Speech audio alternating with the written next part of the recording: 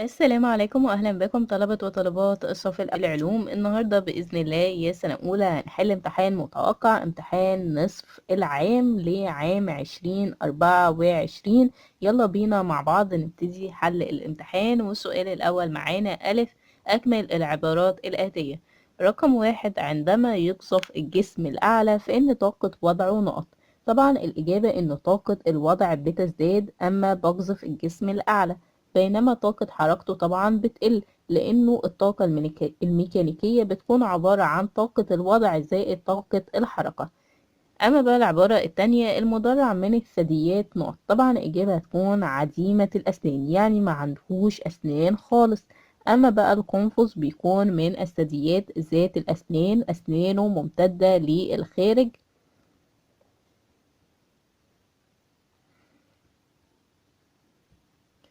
كده بالشكل ده احنا نكون انتهينا من العبارة التانية. تعالوا بينا بقى ننتقل للعبارة التالتة.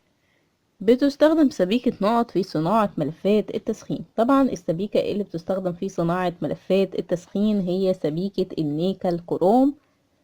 أما بقى باقي العبارة، بتستخدم سبيكة نقط في صناعة الحلي. طبعا أنا بستخدم سبيكة الذهب والنحاس. كده بالشكل ده نكون انتهينا من حل العبارة الثالثة. أما بقى العبارة الرابعة والأخيرة، الرمز الكيميائي لعنصر الكلور. طبعا الإجابة هتكون Cl. أما بقى الرمز الكيميائي للبوتاسيوم فطبعا حرف الكي.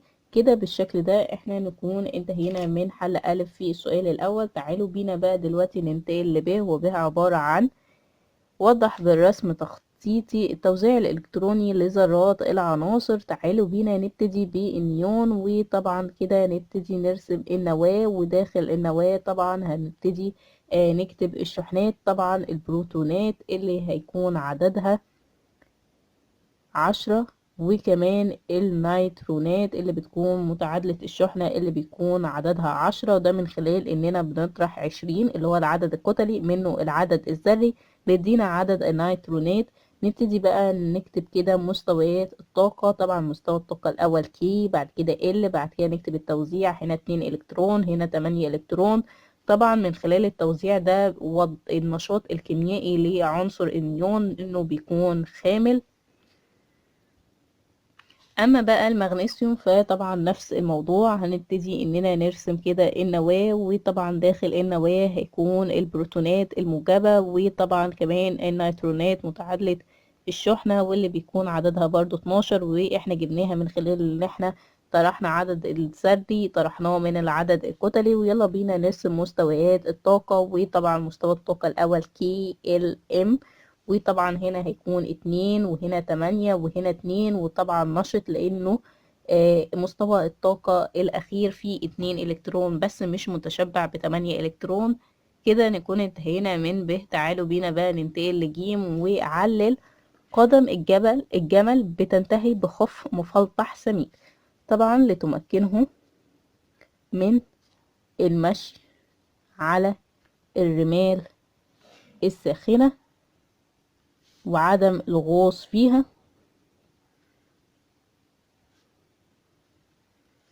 كده بالشكل ده احنا نكون انتهينا من حل السؤال الأول. تعالوا بينا بقى دلوقتي ننتقل للسؤال التاني. ألف، السؤال التاني بعنوان اكتب المصطلح العلمي مجموع طاقتي الوضع والحركة للجسم. طبعا دي بتكون الطاقة الميكانيكية. أما بقى رقم 2، جسيمات في الذرة يمكن إهمال كتلتها ولا يمكن إهمال شحنتها. طبعا دي بتكون الإلكترونات اللي بتكون شحنتها سالبة واللي بتدور حوالين النواة. أما بقى رقم 3، قدرة بعض الكائنات الحية على محاكاة ظروف البيئة بغرض التخفي. طبعا دي بيكون المصطلح الخاص بيها هو المماثلة. أما بقى رقم 4 وآخر حاجة معانا، عناصر بتتفاعل مع الأكسجين بمجرد تعرضها للهواء الرطب. طبعا دي بنقول عليها عناصر أو فلزات نشطة جدا. يعني هنكتب كده فلزات نشطة جدا. كده نكون انتهينا من حل ألف. تعالوا بينا بقى ننتقل لب، وب عبارة عن استخرج الكلمة غير المناسبة واكتب اللي بيربط ما بين باقي الكلمات. عندي الأسماك، الطيور، الأبقار، الأخطبوط. طبعا الحاجة الغير مناسبة هي الأخطبوط. طب اشمعنى الأخطبوط؟ طبعا الاخطبوط ده من الحيوانات الرخوة، لكن اللي بيربط ما بين باقي الحاجات ان هي حيوانات ذات دعامة.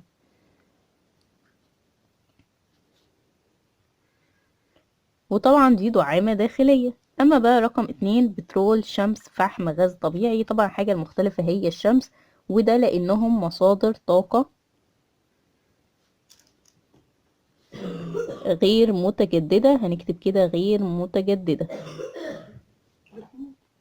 دلوقتي بقى ننتقل للجيم، وجيم عبارة عن مسألة عايزني أحسب وزن جسم طاقة وضعه 60 جول موضوع على ارتفاع 5 متر. تعالوا بينا كده نفتكر هو قانون طاقة الوضع كان عبارة عن ايه. طاقة الوضع للجسم كانت عبارة عن الوزن في الارتفاع. انا دلوقتي عندي طاقة الوضع وعندي الارتفاع، مفروض اني اجيب الوزن. طب الوزن هيكون القانون الخاص بيه عبارة عن ايه؟ الوزن هيكون عبارة عن طاقة الوضع على الارتفاع. يعني هنكتب كده طاقة الوضع على الارتفاع، يعني وزن الجسم هيساوي طاقة الوضع. طبعا عندي في المسألة عبارة عن 60 والارتفاع 5، يعني كده 12 نيوتن هو ده وزن الجسم. كده نكون انتهينا من حل المسألة. تعالوا بينا بقى ننتقل للسؤال الثالث. السؤال الثالث: ألف، اختر الإجابة الصحيحة مما بين قوسين. رقم 1، عند وضع كرة مصمتة كتلتها 25 جرام وحجمها 10 سنتي مكعب في الماء، فإنها تطفو ولا تغوص ولا تذوب، علما بأن كثافة الماء 1 جرام لكل سنتي مكعب. طب أنا دلوقتي عندي الكثافة بتاعت المية. عشان أعرف الكرة دي هتطفو ولا تغوص ولا تذوب، مفروض إني أعرف كثافتها.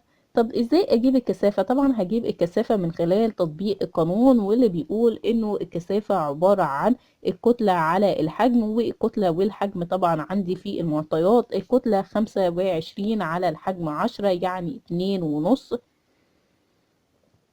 جرام لكل سنتي مكعب. كده نكون عندنا الحجم الخاص او الكثافة الخاصة بالكرة. طب انا الكثافة عندي 2.5 وكثافة الماء 1، كده كثافة الكرة اكبر من كثافة المية. معنى كده ان هي هتغوص، لانه الحاجة اما بتكون كثافتها اكبر هي اللي بتغوص. كده بالشكل ده احنا نكون انتهينا من العبارة الاولى. تعالوا بينا ننتقل للعبارة التانية. بتنتقل الحرارة عبر الأجسام المعدنية نقط. طبعا الحرارة بتنتقل في المعادن أو خلال المعادن بالتوصيل. طبعا أنا عندي 3 طرق لانتقال الحرارة، هما التوصيل، الحمل، الإشعاع. أما بقى رقم 3، عندما يتساوى العدد الذري مع العدد الكتلي، فإن الذرة هذه بيكون في الذرة فهذا يعني عدم وجود نقط فيها. انا عندي العدد الكتلي بيكون عبارة عن عدد البروتونات زائد عدد النيوترونات. طب دلوقتي عدد الكتلي بيساوي العدد الذري، يعني عدد البروتونات هو اللي عندي بس، يبقى معنى كده انه الذرة دي ما فيهاش نيوترونات. اما بقى العبارة 4 والاخيرة: الاميبا نقط كائن حي بيعيش في مياه البرك والمستنقعات. طبعا الاميبا دي بتكون عبارة عن كائن حي وحيد الخلية. كده نكون انتهينا من حل ألف. كده نكون انتهينا من حل ألف. ودلوقتي بقى هننتقل لب، وب بعنوان أي من الأشكال الآتية بيعبر عن جزيء عنصر وأيهما جزيء مركب. طبعا أول حاجة ده هيكون جزيء مركب. أما بقى ده طبعا جزيء عنصر. أما بقى ده هيكون جزيء مركب. لماذا بقى؟ ليه الشكل ده جزيء مركب وده جزيء مركب وده جزيء عنصر؟ طبعا الإجابة هتكون جزيء العنصر لأنه بيتكون من ذرات متماثلة، لكن ده جزيء مركب لأنه بيتكون من ذرات مختلفة. كده نكون انتهينا من ب. دلوقتي بقى هننتقل لجيم، وجيم بعنوان قارن بين. عايزني أقارن ما بين الحشرات والعنكبوتيات من حيث عدد الأرجل المفصلية. طبعا الحشرات عدد الأرجل المفصلية الخاصة بها عبارة عن 6 أرجل أو 3 أزواج. أما بقى العنكبوتيات بتكون عبارة عن 8 أرجل أو 4 أزواج. هي دي المقارنة كده طبعا نكون انتهينا من حل الامتحان. بتمنى ليكم التوفيق والنجاح بإذن الله، والسلام عليكم ورحمة الله وبركاته.